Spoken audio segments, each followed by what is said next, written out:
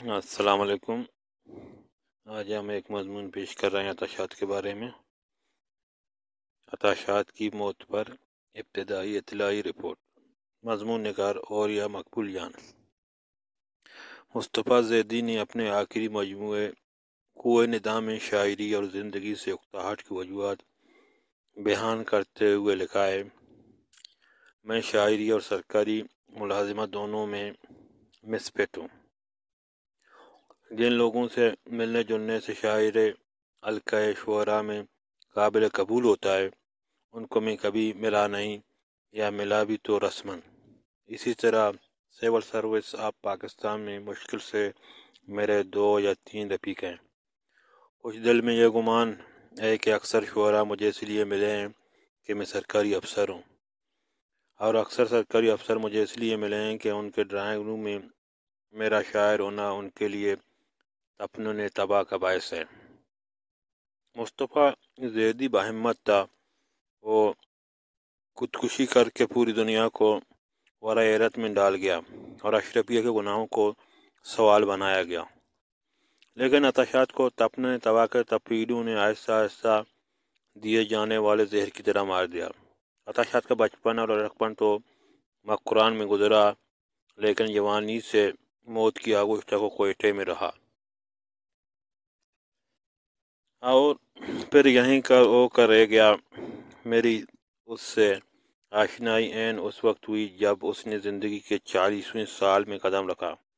کہتے ہیں کہ یہ عمر وہ ہے جس میں آدمی پر بصیرت اور بصارت کے در کھلتے ہیں، اور ماہرین طب تو بڑے وثوق سے یہ فقرہ دہراتے ہیں: لائف بگسٹ ایٹ 40، یعنی زندگی کا آغاز ہی 40 سال کی عمر میں ہوتا ہے۔ عطاشات پر یہ زمانہ واقعی مسرتوں اور لذتوں کا تھا۔ وہ آرٹ کونسل کی فتح خان مارکیٹ کے اوپر والی عمارت میں ہر دن کی صبح کرتا اور ہر شام جگمگاتا۔ ابھی اس شہر میں اس سے حسد کرنے والے یا اپنی نجی محفلوں میں اس پر ہنسنے والے شاید بہت کم تھے۔ وہ اس شہر کے لوگوں کے لیے صرف شاعر تھا، یا پھر صرف عطاشات، لیکن اس وقت بھی اسے منافقت سے بھرے لوگوں کا سامنا ضرور تھا، جو اس کے ساتھ اٹھتے بیٹھتے چلتے پھرتے یا محفلیں سجاتے تھے، لیکن وقت آنے پر اسے رسوا کرنے کا کوئی موقع ہاتھ سے نہ جانے دیتے۔ اسے اس دکھ کا پورا ادراک تھا۔ عجب اتفاق ہے کہ 80ویں یونیورسٹی کے شعبہ اردو کے مشاعرے کے دوران جو پہلے اشعار میں نے عطاشات سے سنے وہ یہ تھے: پارساہوں نے بڑے ظرف کا اظہار کیا، ہم سے پیا اور ہمیں رسوا سر بازار کیا، ہم برے کیا تھے کہ ایسے کو سمجھے تھے سپر، وہ بھی اچھے تھے کہ بس یار کہا وار کیا۔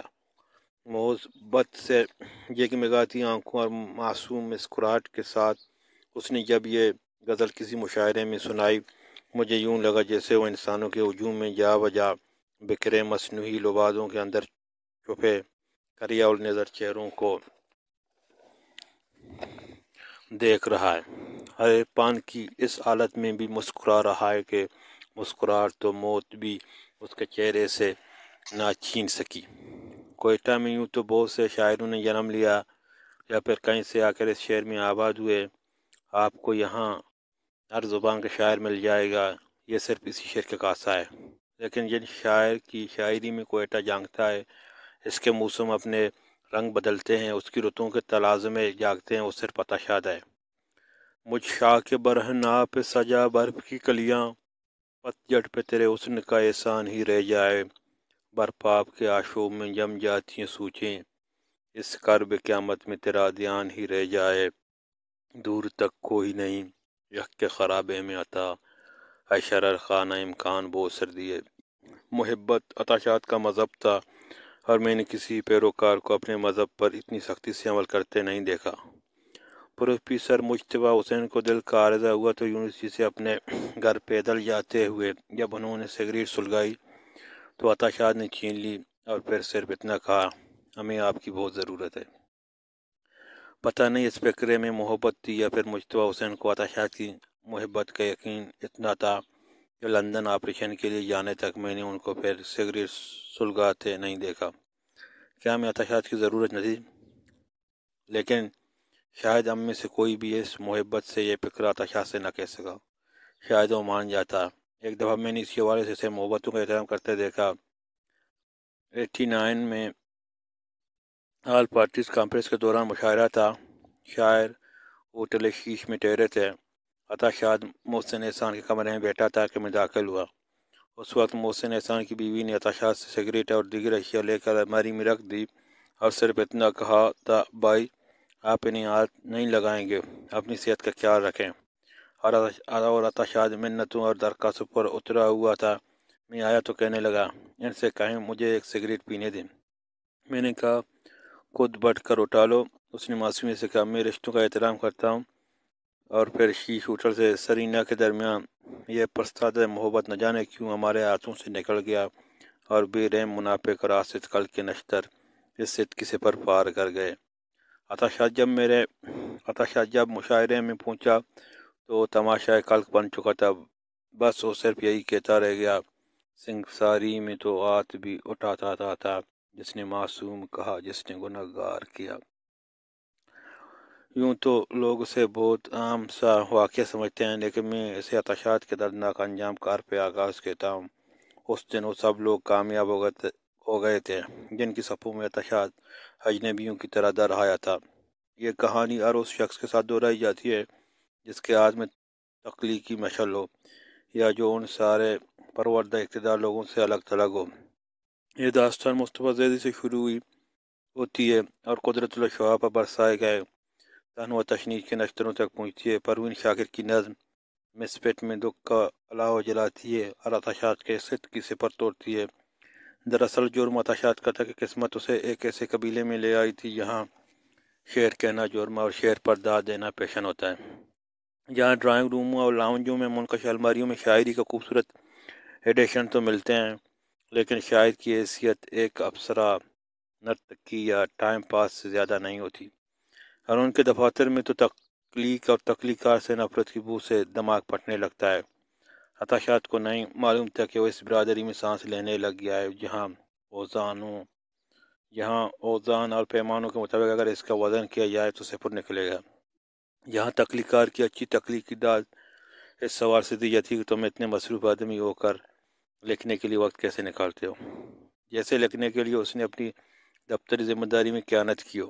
لیکن یہ سوال اس شخص سے کبھی نہیں کیا جاتا جو پوری رات برج کھیلتا ہو، شام ٹینس، گالف، گھڑ سوار یا شکار میں صرف کرے، اس لیے کہ یہ سب کچھ تو اس قبیلے کی اقدار ہیں، یا جنہیں عربی انگریزی میں نارمز کہتے ہیں، اور جو گزشتہ 100 سال نہیں بدلے۔ بات بہت دور نکل گئی، لیکن سچ ہے کہ میں نے اس واقعے کے بعد عطا شاد کو پھر سنبھلتے نہیں دیکھا، کیونکہ پھر اس کے انجام کے ساتھ کھیلنے والوں کے ہاتھوں میں وہ تنابیں آ گئیں جن کے بارے میں مصطفیٰ زیدی نے کہا تھا کہ میرا شاعر ہونا ان کے لیے تپنن تباہ کا باعث ہے۔ آج بیوروکریسی میں عطا شاد سے کہیں کم درجے ذہین لوگ کتنے شور دروازوں سے آ گھسے ہیں، لیکن انہوں نے اپنے آپ کو اس سانچے میں یوں ڈال لیا ہے کہ پہچانے نہیں جاتے۔ پیس لیس بیوروکریسی کی اصطلاح ان پر صادق آتی ہے، لیکن عطا شاد ان دیکھتے لفظوں کا کیا کرتا، ان گلاب جذبوں کو کدھر لے جاتا، ان معصوم اشتہاروں کو کہاں چھپاتا جو اس کا چہرہ بن چکے تھے۔ وہ چاہتا بھی تو بے چہرہ نہیں ہو سکتا تھا، ان سارے بے چہرہ لوگوں میں اس کا چہرہ الگ پہچانا جاتا تھا۔ اس نے یہ دشمنی خود بول لی تھی، لب دریا گھر اس نے بنایا تھا، سیلاب کو نہ روکیے رستہ بنائیے، کس نے کہا تھا گھر لب دریا بنائیے۔ پھر سیلاب آیا اور اسے رستہ نہ مل سکا، سب کچھ بہا کر لے گیا، خواب، آرزو، محبت، امنگ، صرف عطا شاد کے نہیں ہم سب کے۔ سیلاب کا کاسا ہے کہ اس سے مرنے والے کے قتل کی FIR درج نہیں کی جاتی۔ قدرتی آفات یا افسانہ زبان میں نیچرل کلائمیٹیز کہہ کر بات ختم کر دی جاتی ہے، لیکن جن کے پیارے چلے جائیں وہ ضرور چیختے ہیں کہ پانی کا رخ کس نے ہمارے گھر کی طرف موڑا، کس نے اپنے آپ کو بچایا اور ہمیں ڈبو دیا۔ مجھے بھی چیخنا ہے کہ گھر میں نے بھی لب دریا بنا رکھا ہے، شاید مجھے بھی رستہ نہ مل سکے۔ اور یا مقبول جان۔